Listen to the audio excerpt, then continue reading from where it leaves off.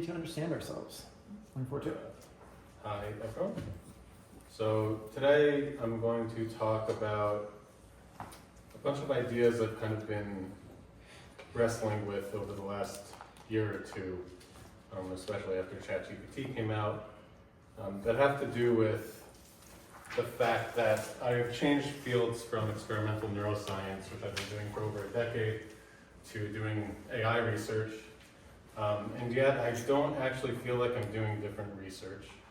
I actually feel like I'm doing exactly the same research. And I was trying to think through why it feels that way. And I think from an experimentalist perspective.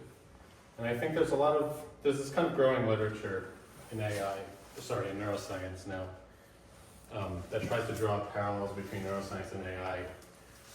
Sometimes goes under the name neuro AI. There's a bunch of position papers out now.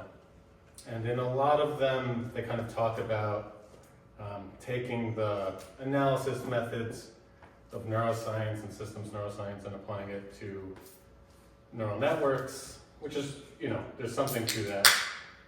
Or using insights from biology and the structure of the brain or whatever to build better AI systems or different AI systems, or using AI systems as a model of the brain. I think all these are great.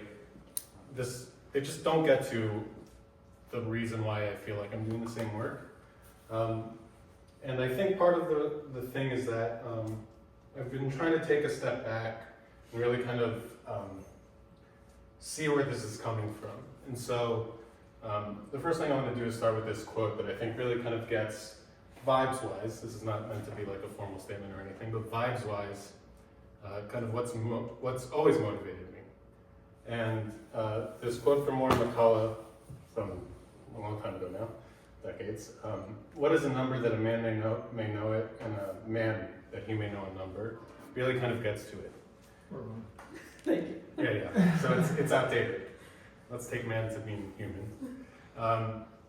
So on the one side, to me, the intuition this really gets at is that on the one side, you have this kind of formalism, this symbolic logic that seems intuitively, at least, and we can argue about it, but intuitively seems to underlie kind of the things that people think of as like kind of the most lofty parts of human intelligence. And on the other hand, you have the physical instantiation of it in bodies and natural systems that seem quite continuous and blobby and wet. And there's this gap between the two sides and a real mystery about how to actually connect the two kind of fundamentally.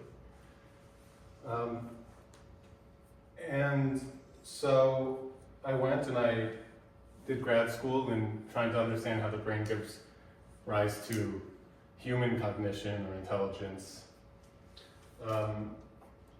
But really it was to study this kind of deeper question about the relationship between these two things, the kind of continuous physical world and this kind of symbolic system that underlies a lot of what we think of as intelligence.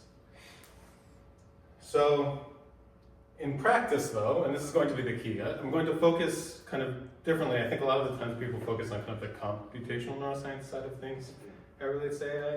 I'm going to really try to hone in and think deeply about the practice of experimental neuroscience, what I was doing day to day, which was designing experiments for rats and mice. And so this kind of vaguely goes under the title of systems neuroscience or cognitive systems neuroscience.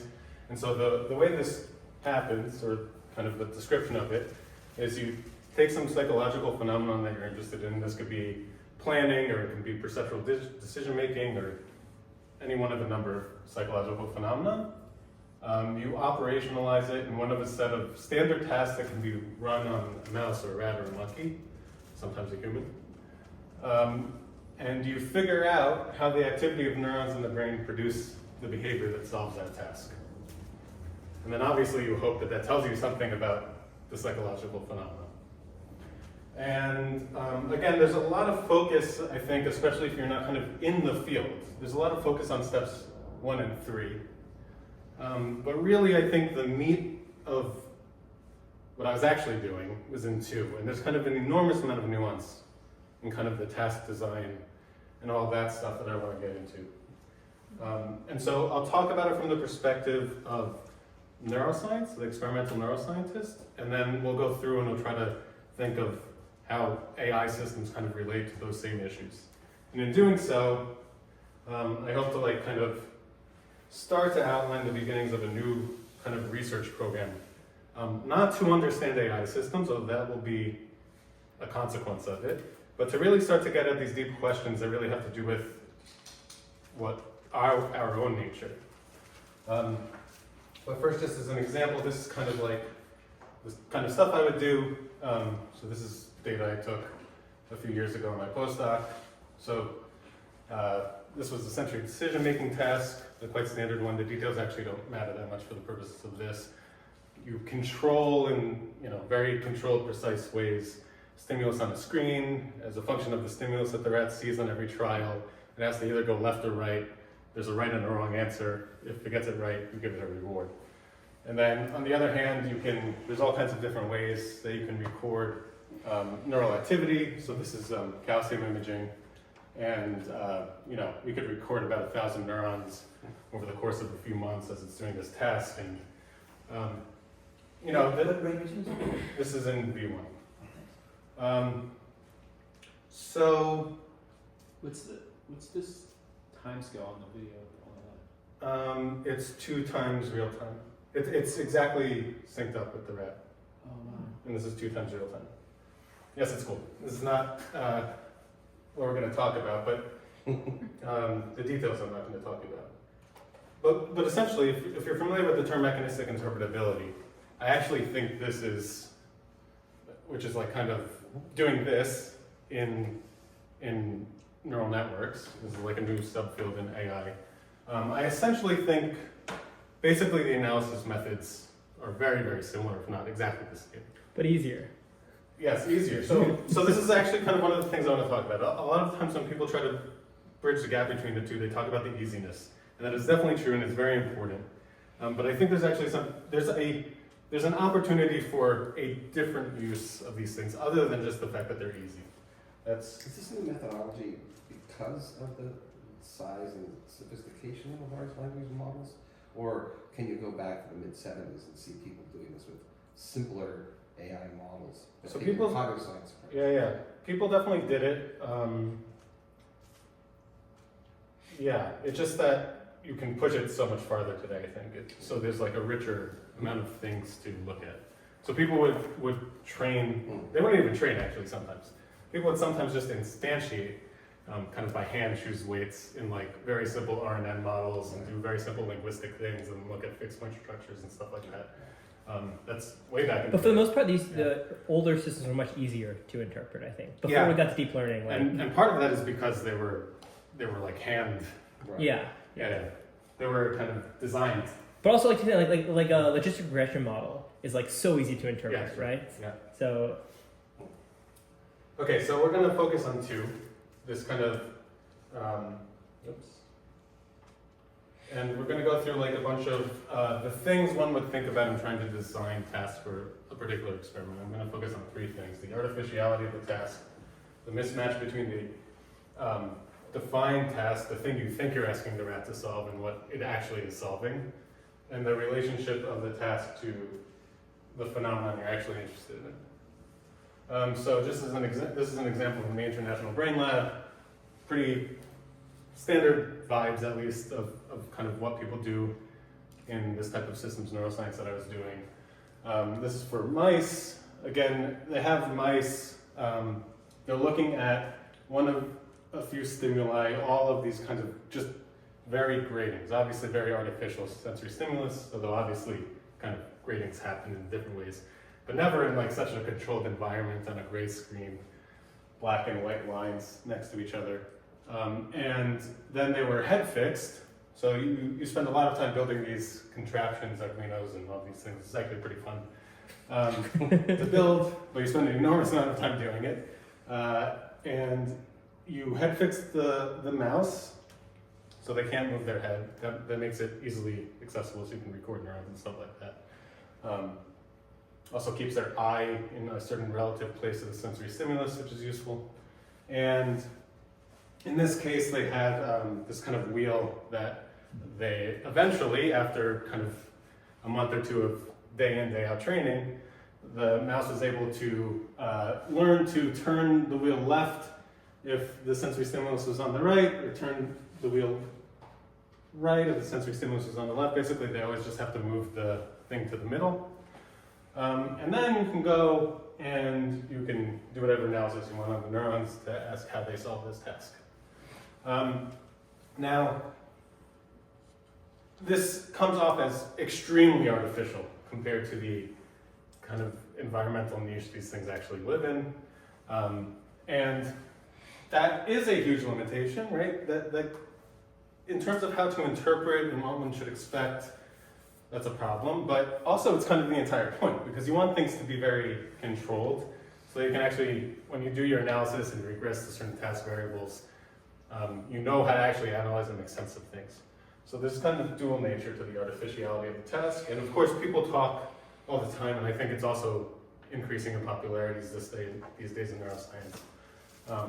More ecologically kind of relevant tasks and stuff like that. Then there's this issue of the mismatch between the task you're asking of the subject and what the brain is actually solving. Because what you have is control over kind of, if the rat gives a particular output of behavior, whether or not they get rewarded. And you have assumptions, often quite anthropomorphic ones, about if they're able to do this consistently, this means that they must be performing a particular type of algorithm inside of their head. And this interacts with the previous thing, that it's very artificial. They grew up in a different niche than we did. It even happens in humans. It even happens in trying to understand your own algorithms and you solve tasks. The other day, actually, I realized as I was making these slides that I was like witnessing this issue right in front of me. My daughter, who's like 1.5 years, has become really good at this one particular puzzle where you have to take shapes and put them into these kind of holes of the same shape. Very good at it. She's had this particular puzzle for a while. And so we got another puzzle that had different shapes. It was like made out of a different material, but the same thing. And me and my wife were both talking about how it's like amazing that she's like so good at this initial puzzle. Clearly she understands the concept of shapes and holes. And, and you give her this new thing, which is like different colors, different textures, things that are not relevant to the task. And she is unable to do it. It's like the same type of thing. And it just, you don't have control over the insights. And this is a problem if you make the mistake of kind of regressing or trying to relate neural data to what you assume the task, the algorithm to be. This is an issue, and I should say, I'm very much not saying that neuroscientists don't know this. They know this. Basically, the entire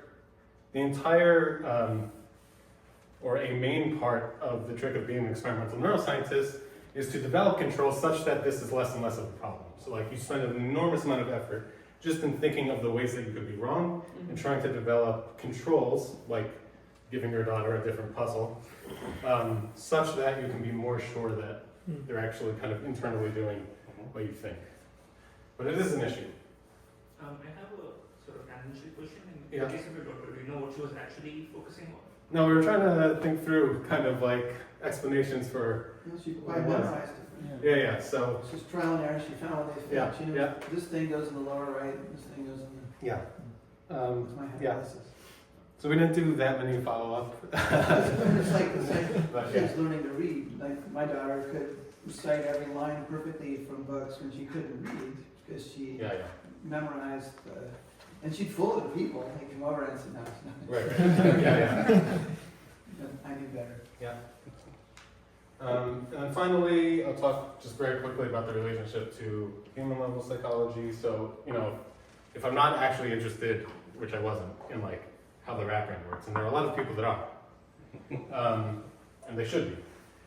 But if you're studying the rat brain in order to study, like you kind of just hope that there's kind of a continuum of ability and mechanisms between the rat and the human, and there's evolution is a pretty good argument for that. Maybe. They live in the same environments we do. Yeah. They have a lot of the same goals. So, you don't know if kind of the simplistic, like often kind of one-bit decision-making experiments actually get to kind of the loftiness of human decision-making. Maybe they do in some ways, maybe they don't. It's possible that they're just different types. That is a possibility. We just aren't sure. And we kind of hope that's all on this continuum, but I mean, personally, actually, I became less and less convinced as time went on in my time, and it's not that I know. This is all just like, I just don't know, and I actually don't know how to figure out whether it's true. That was mostly the way.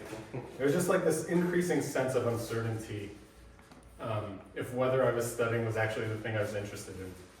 And just trying to figure out how to get fundamentally to the thing I was interested in so I can make any progress.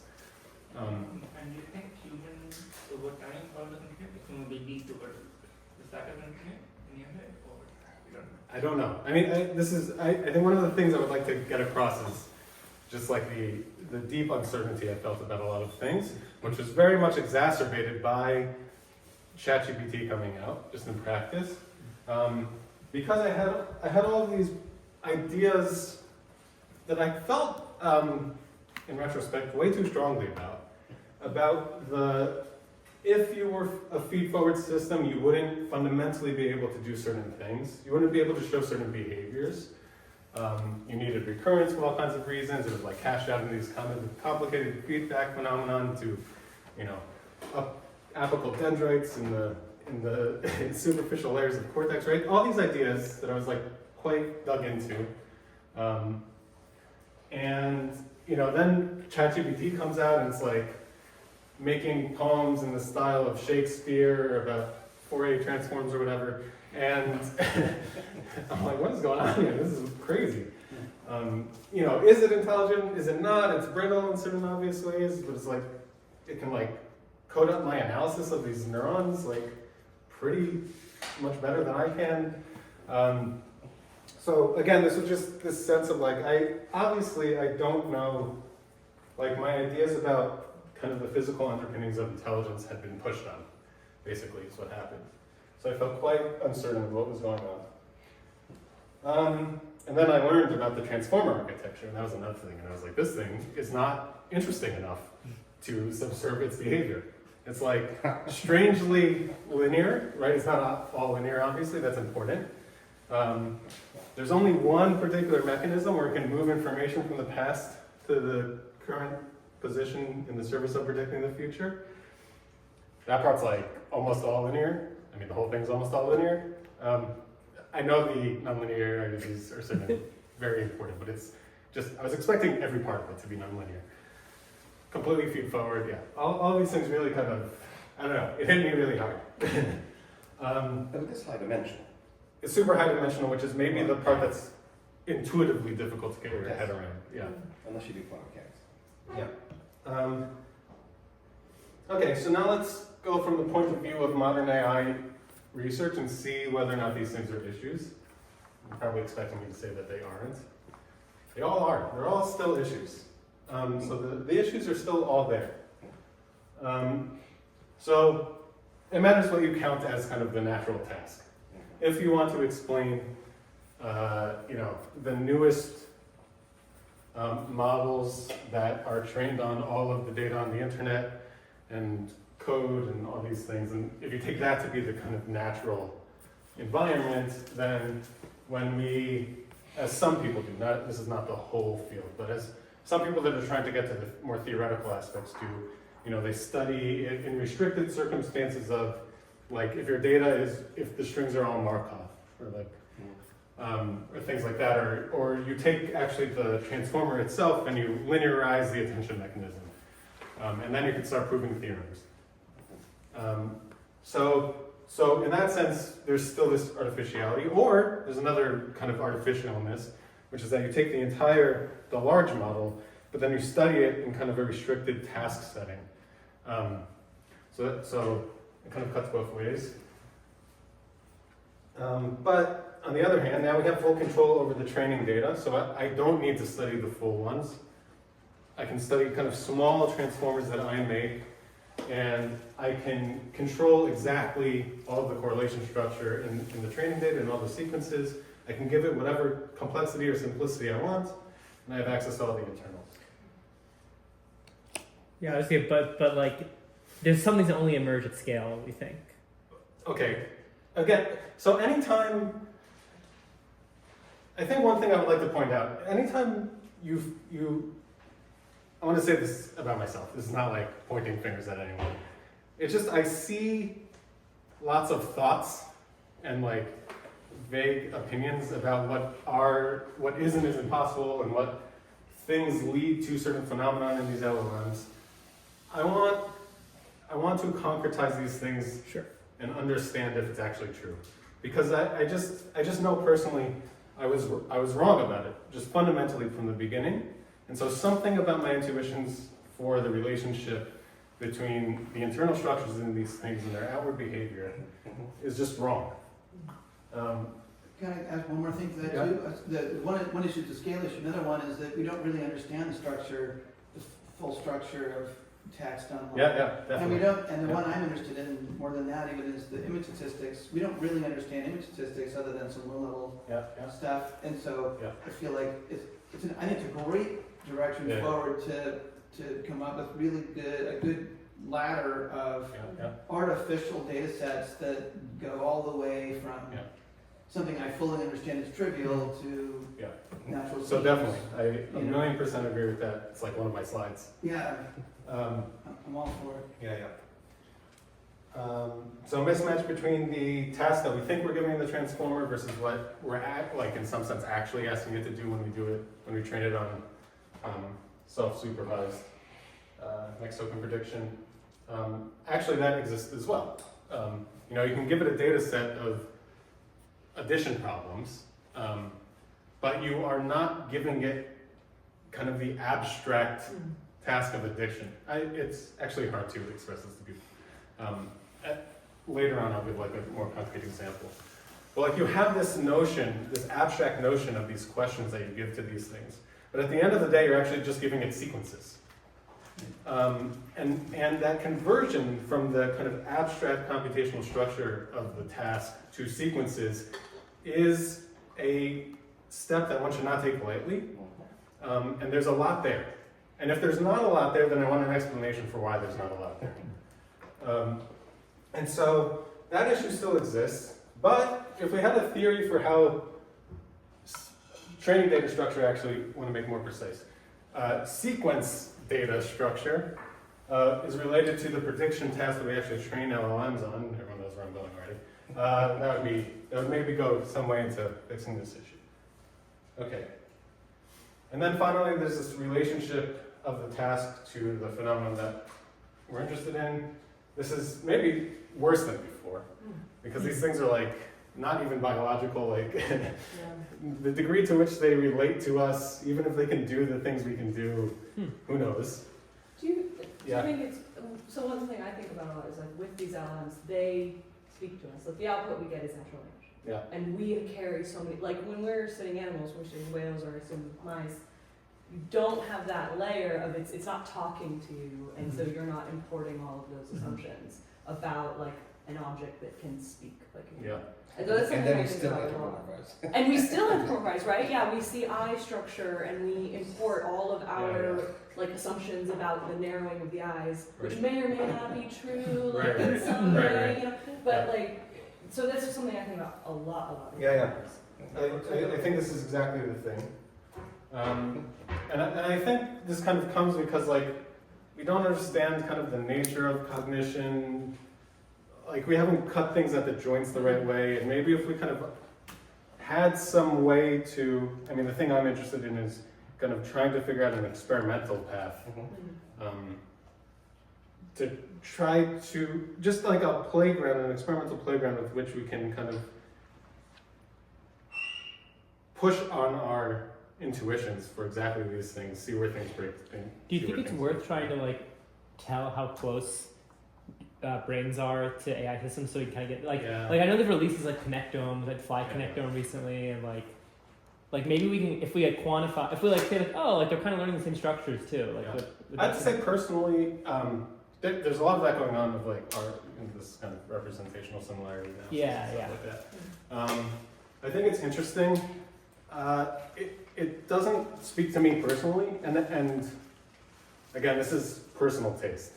I'm not trying to make some like deep statement. Like, I think it's because it doesn't help me answer these questions. Like, it doesn't help me answer the fundamental question. Might help answer question 3 though. Yes, it'll help me to answer question. Well, I guess what I'm trying to express is a skepticism, or just like, it will never be very convincing to me without the more fundamental theory connecting the internal structures to the thing. Because like at the end of the day, you're doing this kind of like meta correlation analysis between matrices and stuff. And I guess if I understand what you're saying correctly, maybe I misinterpreted, but I wonder if you make the comparison again to animal studies, how much does like identification of lobe structure really help us answer that question? Like points in certain ways. So I think it's kind of, you still have that same. The gap is really the deep. belt gap in animal studies. The gap is super deep, Yeah. and it's easy to trick yourself to think that it's not. Yeah. I think that's the main thing. Yeah. Right? You see some similarity, like RSA or something, and you're like, oh, there's a similarity there. Right. Yeah. But we actually don't understand how that level of description relates kind of fundamentally to the behavior and the cognitive abilities. We're really good at pattern matching. We're really good at pattern matching, yeah. Maybe we can figure out what pattern matching even is. Okay, so It's more like pattern invention. Sorry, to flip side to your intuition, Yeah. something I wondered about is to what extent does knowing human language constrain the ways of cognition? Oh, Yeah, I think yeah. about that all the time. Yeah, I don't know the answer, but I think. Yeah. It's really, this is fascinating to me. Sorry, I don't want to derail you. no, that's also slang. We can talk about that. So just operationally, if we had a good formal language to talk about task structure and its relation to the inner working of the network, maybe we can create this kind of experimental paradigm and research program to which to, again, this is not to answer a particular thing. It is a vision for a bunch of experiments to push on our intuitions and to make progress in that way. Okay, so the whole thing comes down to task structure, like how to think of task structure in a useful way. So another lesson I want to talk about, there's an apologies that I'm talking to a bunch of physicists, I'm going to make fun of you guys a little bit. So there is a stereotype that I don't agree with, but there is a stereotype of a physicist who kind of, for whatever reason, gets bored of physics and kind of walks into the neuroscience lab. Might do this. Not today, And is like, I know a lot of math, and I know statistical physics, and so what could be that different about the brain? It's just doing information processing and just kind of physics, parts interacting, creating behavior. And then they kind of go there, they think they're gonna like solve everything in like a year or two. And at the end they publish a paper about icing models. And it's not obvious kind of how it relates to the biology. So there's this lesson of like kind of taking your model organism seriously. I've kind of heard it actually, just from interacting with the whales, and I think there's a similar thing that every kind of experimentalist that works for a long amount of time with their model organism, just day in, day out, you get to know their nuances and you get a better sense of kind of what makes them tick. And it's hard to express exactly how important that is to the scientific enterprise. It is quite fundamental, and it's important to think about the nature of your model organism and take that very, very seriously. Well, that's forbidden from a physics perspective. Do not do that. Yeah. It's jarring to be confronted. What does that look like? What does that mean in LLMs? Yeah. This is, I think, an underappreciated, although obvious point. Everything is fundamentally sequential. These things are doing processing on sequences of data. Can I coach you on that? Yeah. Okay. And you know what are LLMs doing? They're taking in sequences of data.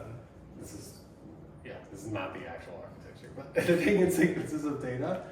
They're going through kind of layer-wise computation, and in each of these layers, there's like one opportunity to move information forward in the service of doing next token prediction. And then at the end, what you get at every position in that sequence, you get a probability distribution over all possible next tokens. Everything is sequential. The nature of these things is sequential. And I should say, so that means we have to take sequences seriously. And I want to kind of step back again to a few other things. I actually think we should take sequences seriously way beyond just LLMs. I think if you're interested in neuroscience, you should take sequences seriously. Yeah, I'm talking to the player, I know. Sequential part. Yes, first order. If you're interested in AI safety, a lot of the issues of AI safety take deception or sandbagging, which is like if you're evaluating a large language model, as these companies now do more and more, on a set of evaluations, and these are just kind of standardized, increasingly standardized question-answer pairs or question-response pairs. You ask them to make you a bomb, and you hope that it doesn't. There's this thing, if there's a worry that if they realize, and these are anthropomorphized words, but maybe try to take the anthropomorphization out of it. I'll give that pass to you. I'll just continue with the anthropomorphizing. If the LLM realizes that it's in kind of an evaluation setting, but it still wants to be deployed, it wants to, on purpose, act less capable than it is. And that is a worry. And so fundamentally, these issues of sandbagging and deception and kind of deceptive alignment and things like these are fundamentally about kind of relationships between the internal structure of these things and how they relate to the capabilities and the behaviors that they have. Wait, can I ask a question about that? Is this something that's observed, or is that kind of like a Terminator speculation? It's something in the middle, I would say. So there are like anecdotal things. Everything here is anecdotal. There are anecdotal kind of things where one has to. The word deception, right, has kind of like there's a lot of baggage there, but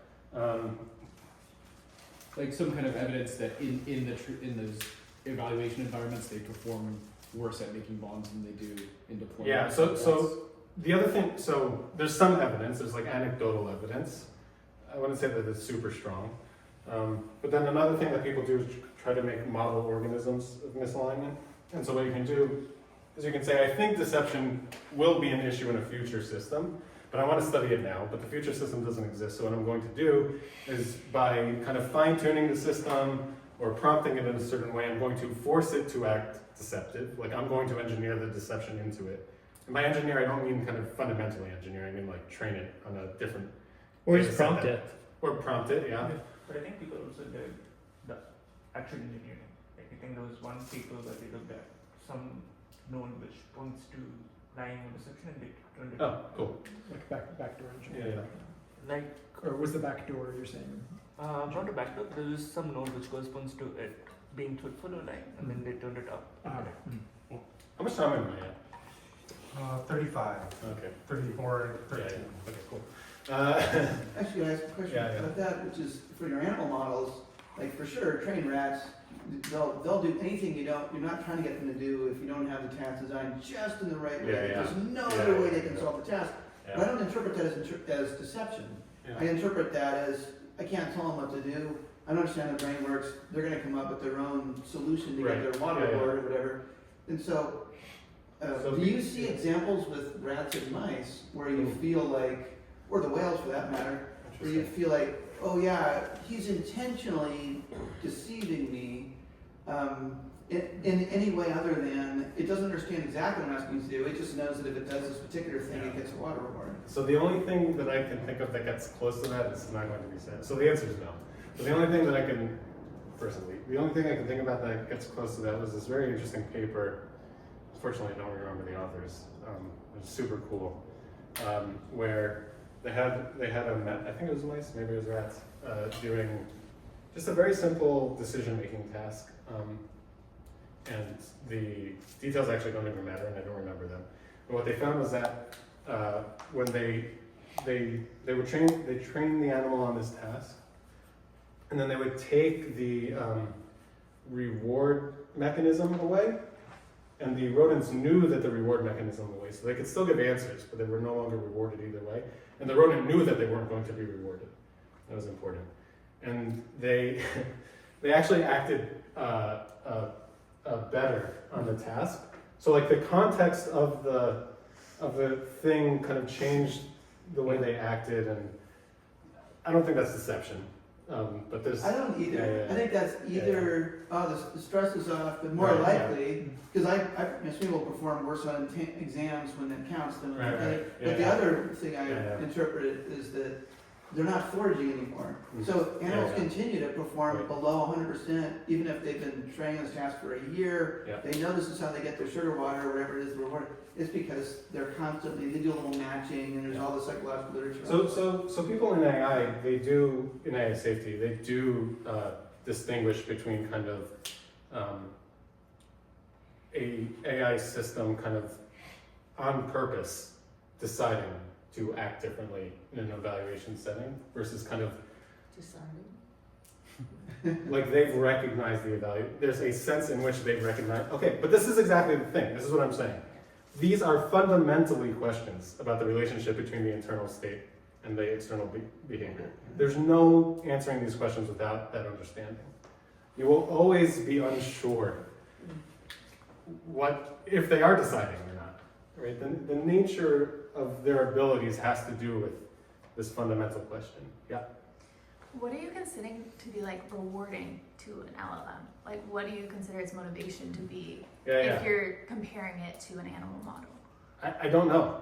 I think this is the thing. So like all we have access to is how we train these things.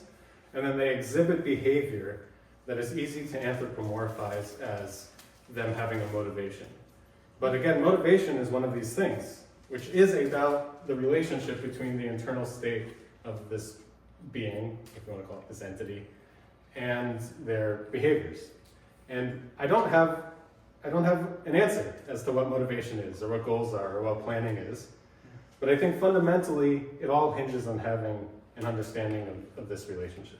And we don't have that. And so I want to build an experimental path to kind of pushing towards that direction. I mean, at least in training, kind of what you're doing, the motivation is to minimize surprisal, right? So.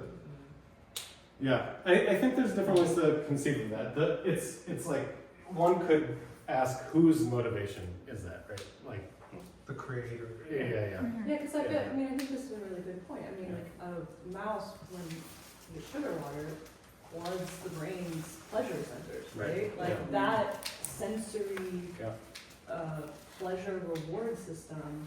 I mean, I know people talk about putting like utility fun, but to me that's never felt very satisfying as an analog for something as like all encompassing as the brain's reward center, because like pleasure in animals drives a lot of behavior, and that like food seeking behavior, of course.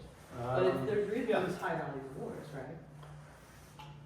Yeah, I mean, to my mind, that's an open question. There's certainly a lot more to say from the neuroscience side. Sure, yeah, I'm interested in, like, I also was kind of interested in, I mean, this is a little beside the point of like deception, but when you were talking about that with animals, not in interaction with human experimenters, but I'm always fascinated by like Goodall's explanations of the behaviors of the chimps interacting with each other, and she does report that kind of thing in their interactions. But also she was, famously talking about these storylines and these families, and who knows how much that was her. So I don't know. I think I know I feel like I'm talking like an animal scientist now, but it's an interesting comparison. I think it's totally worth thinking about these issues kind of deeply. Yeah. I'd also like to point out that you can say, okay, well, it's clear what their motivation is to minimize surprisal, But if you took kind of that high level of training, it'd be similar to saying, well, evolution's goal is to have humans reproduce, but that's clearly not the only thing that we care about. There's emergent motivations that maybe somehow served that along the way. And you could imagine for very large models, they would have proxy goals and motivations. Because there's empirical evidence that happens in, well, humans and other animals, but other intelligences. Getting to the nature of that is one of our tasks. And I think related to that point, you can interpret pleasure as coming from the body instead of motivating the body. So the body wants to do something and it feeds pleasure to the brain. So pleasure is sort of telling your brain what is good instead of. I mean, because it's an instantiated, like a human being has a sensory network, right? Yeah, compared to something like an LM, which is it's not having any of that. And I think you were trying to make a point about sequences in addition to, but did you make that point, or why do you think that relates to? Well, I guess I've been mixing together 2 points. One is about kind of the fundamental relationship between internal structures and external behavior. And another one is about the kind of importance of sequences. In LLMs, this has to do with sequences, because everything is sequences in LLMs. In human beings, this has to do with sequences, because our brains are dynamical systems. Despite the fact that we tend to chunk up things into abstract things, like we're all embedded in time, or I think we are, and everything is just kind of fundamentally dynamic, and like the entire question is about how you get from that dynamics to this kind of more rarefied symbolic world. Okay, so taking sequences seriously, theoretically that just means doing computational mechanics, obviously. Which there's probably better ways to think about this, but what I just personally think about it as the mathematics of the structure and computation of sequences. And then experimentally, that means operationalizing cognitive ability in terms of sequence tasks. And if I was still doing rodent work, which I'm not, but if I was, I would be trying to get rats to do interesting sequence tasks. And I spent a bunch of time trying to do that exactly, and it's not easy to get them to do even what seem like pretty simple sequence tasks. But maybe Sarah will have more to say about that, because she's done some experiments in humans. Okay, so we need a theory for how training data structure is related to the prediction task. Can we pretend like we had the discussion? Or is that not allowed? Yeah, I mean, we're having discussions, so it's fine, Yeah, go for it. So I'll go quickly through this, because and you're at 43 minutes, so I think, I'll go through this work. Would like 15 minutes feel good? Then maybe aim for 15 more minutes. So I'll quickly go through kind of this initial work that we've had, just seeing whether or not this kind of point of view from taking sequences seriously can actually apply to uncovering the relationship between the internal structures in these neural architectures and their behaviors. And so we asked the question, this is work done with Paul and Sarah and a few other people. What computational structures are we training into transformers when we train them on next token prediction? If you remember, that was like one of the fundamental things that would have been useful to have. Another way to think about this is applying CompMech to transformers. And so the first thing we need is kind of an operationalization of sequence data. And so we're going to use hidden Markov models for that. So this is one that generates data of the form 0 on random by taking paths through this hidden Markov model. And then we can ask the question, what kind of fundamentally is the computational structure of the prediction task over data of this sort? If I gave you a sequence generated by this thing and I asked you to predict the next token, what is the structure of that task fundamentally? And to do that, what we're going to do is we're going to act like a Bayesian observer who knows that this is the ground truth, goes to sleep, doesn't know what state the system is in, wakes up, has no information, and tries to make a guess on over what state the system is in. At the beginning, if you're being optimal, it'll just be a third, a third, a third across those three things, and we're going to call that your internal state. So your internal belief state, we're going to call I, a third, a third, a third. And then you see a sequence. Let's say you see a 1. Now, all you know is that a 1 has been generated from the structure. What is your optimal probability distribution over these things? Well, you might be an SR by moving from S1 to SR, or you might be an S0 from SR to S0 and generating a 1, but you can't be here because the only way to get here is by generating a 0. So now you're 2/3, 1/3 in those two states. So that's a different state of knowledge you have over the states of these things. We'll call that a different thing. And you could do that as you get more and more data. And eventually, you'll get to this recurrent component. I think almost everyone here knows this more than I do. And if you take those states of belief, because of probability distribution over these states, you can plot each one of them in a 2-simplex, in this case. So every probability distribution over 3 things, you can plot in the 2-simplex. And so all the belief states you have for this prediction task give you a certain geometry. In this case, it looks like that.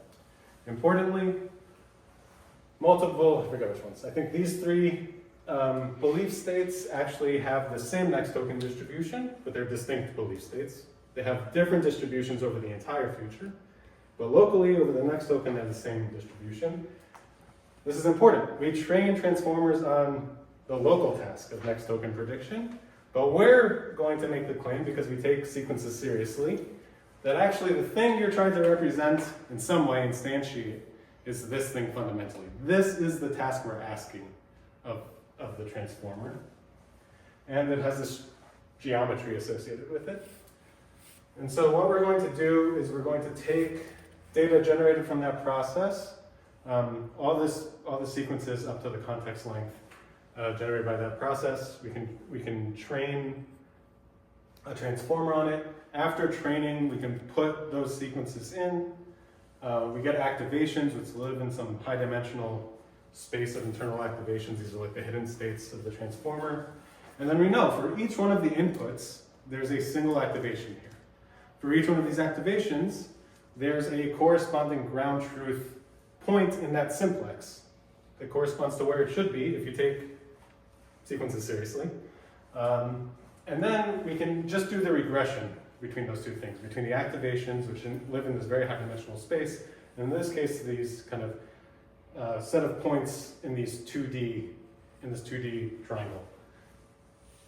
This is not real data. So this is just what we're going to do. We're trying to find a linear transformation from the high-dimensional space to this lower-dimensional space as best as we can. And so instead of taking the 0-1 random process, we're going to take this much more interesting, this is the MES3 process that has this kind of, if you do the whole simplex geometry thing out, you get this fractal thing. So this feels at least like a quite highly non-trivial structure to find inside of a transformer. And lo and behold, it's actually there. So this is a linear projection of this. So this is quite good evidence. You can actually see it kind of come to being over training, kind of refine to it, which is very nice and fun. Oh. You go kind of towards the end, you can actually see kind of like the different parts kind of breathing because of the stochastic gradient descent.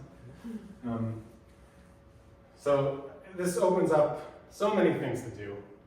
This is just another process that has interesting properties, but I kind of want to get through things. So, yeah.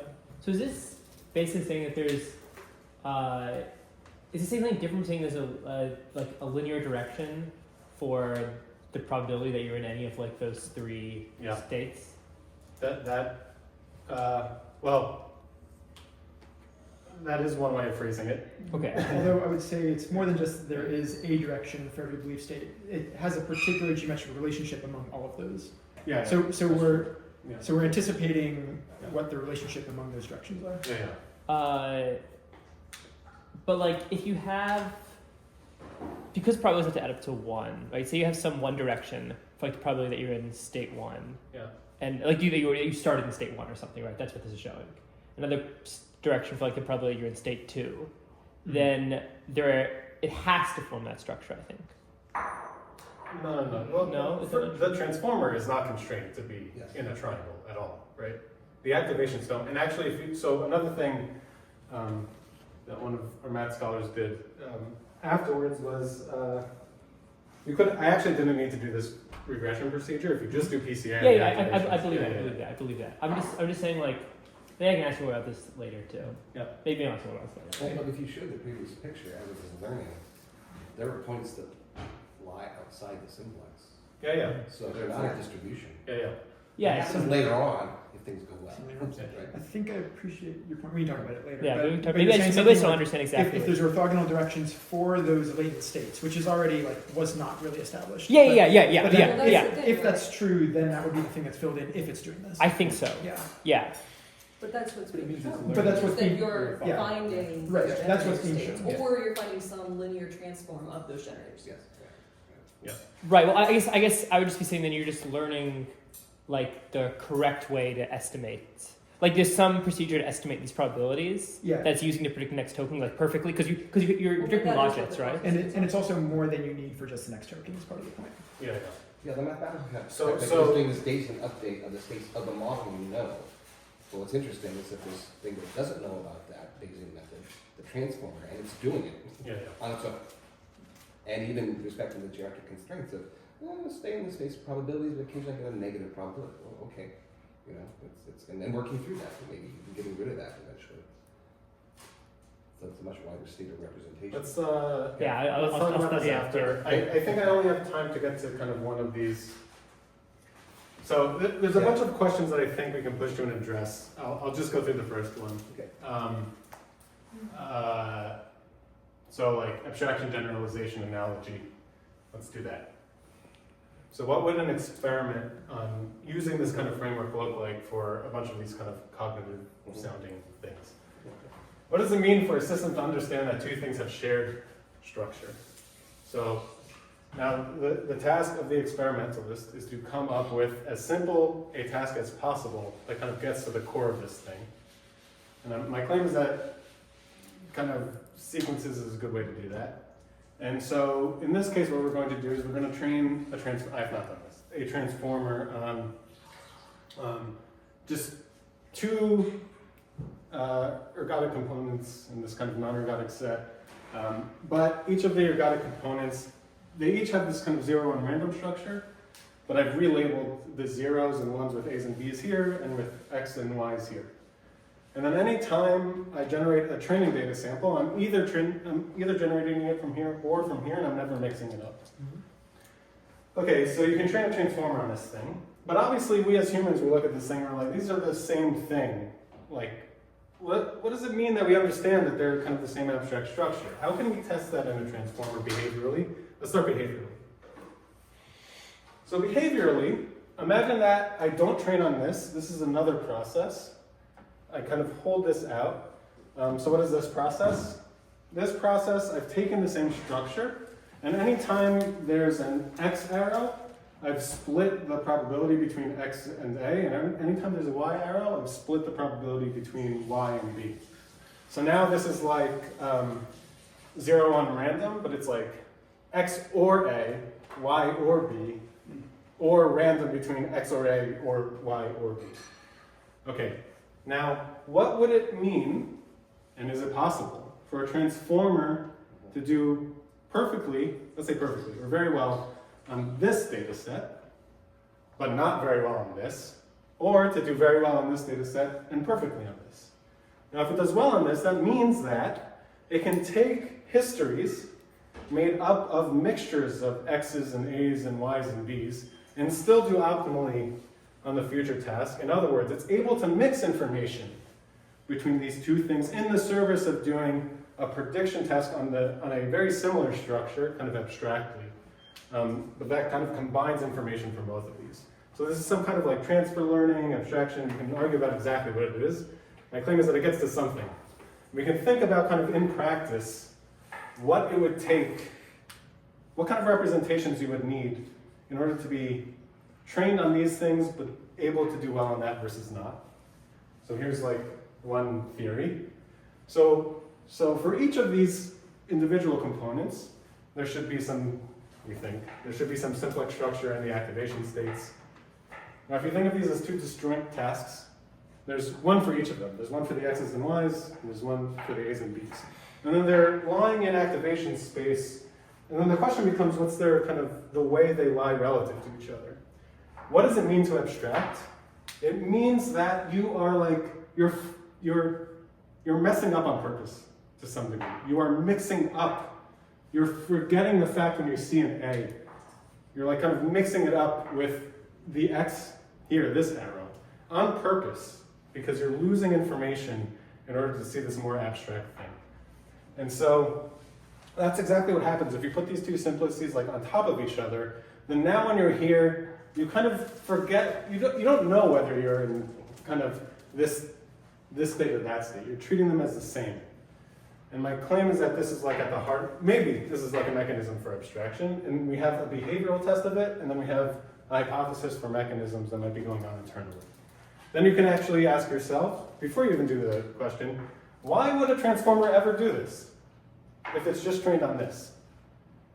You mean on both of those sets? It's trained on sets of data like this. So if you wanted to, when you could use an information theoretic constraint here, like the mutual information between the state set here and the state set here is always 100%, like if you know where you are in A, you know where you are in B. You could, like, to force it into the Like transformer? if you Or wanted to analyze that, constrain the result, like you I see. wanted to Yeah, say yeah. like it needs to meet this or meet this with some epsilon in order to say it's identifying the same structure. Ah, yeah. Because Yeah. we're learning Yeah, that you could yeah. count the convergence test. Yes, yeah. Yeah. But it would never, it wouldn't learn that because it would get terrible loss, right? Okay, well, yeah. Or so maybe it should have, instead of 6 dimensions, it should have like 3 plus 1 to say which. Right. Yeah, Yeah, that's yeah. what I would expect. Yeah. So you can imagine another dimension coming out here that tells you whether you're in the AB language or the XY language. Mhm. That's one thing. Do you have something? I guess from the perspective of learning a process, the two processes you present are fundamentally very different. So I'm questioning whether this is really a task. Like, if we train on the left, do we really want the machine to be able to, recognize the right? So, yeah.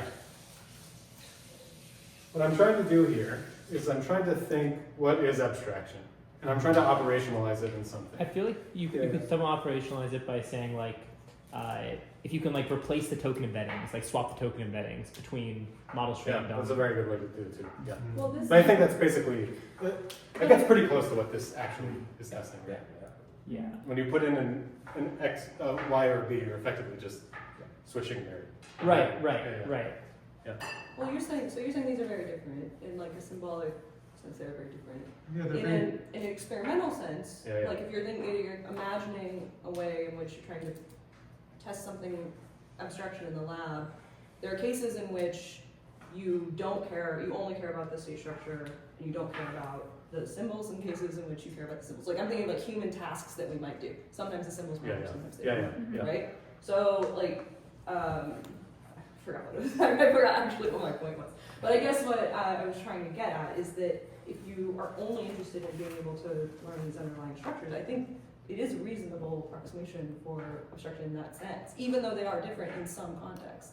But if you're thinking about, like, there's been a lot of talk about artificial, like, general intelligence. Right.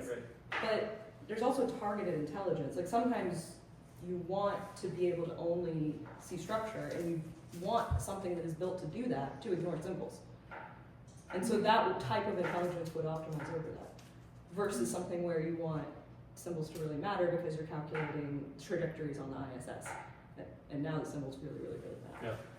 I guess I would, say that it does seem like generalizing here is a useful and intelligent feature. It just seems to me like if it's almost like you're showing in this case that prediction is not enough. Okay, so that's, I think. if that's the case, this is exactly the point, right? You take these operationalizations, you can think through it, and you can see exactly where, like, okay, if this is not enough for this task, we can either argue that this task doesn't capture what abstraction is, or that prediction is not enough for abstraction. But the fact that it concretizes it down and operationalizes it, I think, kind of as an experimentalist, really kind of does an enormous amount of work here. Oh, I Have you think, done experiments yet? yeah. A little bit. Okay, so let's think through it a little bit more, and this will be the last thing I say. If the dimensionality, the hidden dimensionality of your transformer is, let's say, 20, and to represent these two things independently, you need 4 total, and you give it your training data. Now, every time it has a loss on this thing, it's just like the gradients will never kind of cross paths, and so there's just no reason whatsoever to not make them orthogonal. They just have to be, and indeed, that is exactly what happens. So they get very, very good at these 2 individual tasks, but if you plot kind of the loss on this one over training, you find that the better they get at this, the worse they get at this. So, what would cause them to do okay at this? Well, what if they just don't have enough room? Yeah. And what is the case in actual large language models trained on data? What is the minimal generative structure of all of the data that exists on the internet, plus all of the other types of data that they train on? 3. It's probably very big. Very, very big. And transformers are large. There's a lot of parameters, there's a lot of dimensions, but they're not that large. Right. And so one thing that we've come to here that a lot of people have kind of gestured towards in many different ways and have an intuition for, there's some relationship between compression and abstraction, and you see it operationalized here. I don't know if it's true. This is actually a guess that, you know, if you force compression in the residual stream relative to what you have to represent according to. So you haven't done that experiment? No, that one no. I see. Yeah. You may not have to force the compression, it may be a statistical effect because you're decreasing dimension, and because the volume of large high-dimensional spaces depends exponentially on the dimension, there's an effective force for simplification. A force for Occam's razor. Yeah, spontaneous something. I think Free lunch. if you give me 2 more sentences. What would it mean for a transformer to be able to apply a known structure to new content? You can do the same thing. You train on this, and then you test on a thing with new token alphabet. How could you possibly get there? Well, the question then becomes, what needs to be true of the training data set? Add more processes here. But don't add one that has exactly this with S's and R's. But then what I want is, given that you train on that set with all this extra structure, some of them could have S's and R's, but not of the 0-1 random abstract type. What would give you the ability to do this? Held out. That would be the conditions necessary to say that a transformer is able to apply known structure to new content. And then you can even extend this to things like analogies. So instead of asking, what does it mean for the transformer to know that the relationship between these 2 processes are the same, you can say, here's 2 0-1 run abstract instantiations, ones with A's and B's, ones with X and Y's. Here's another 2 processes, ones with A's and B's and ones with X and Y's, but they're not the same. But now I'm going to ask the question, and I want to operationalize it, but how can we tell whether or not the transformer understands that the relationship between each of these things is analogous? Right? And this is all operationalized in this language. We have a theory through COMMEC about how to talk about these things. And we can ask questions, I don't know. And you can kind of push this even farther, but I'll stop there. Thank you.